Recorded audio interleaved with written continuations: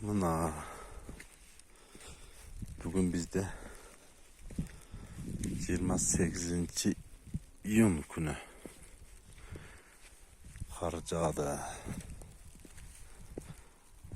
Dağı derece vardı.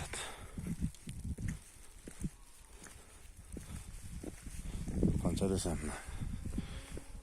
5 santimetrede cevap koyuptur.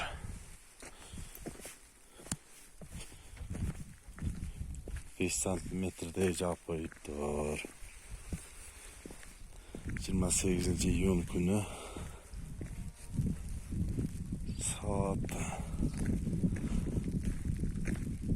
saat ertemeyen 8'de geçemez paştı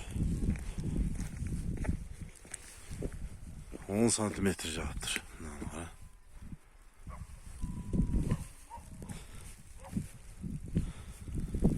Oho, namasınlar kar. Ağzıyla koydum maşınağız. Kar basıp battır. 28. iyunda cahit deyen uqqanı meselem ben.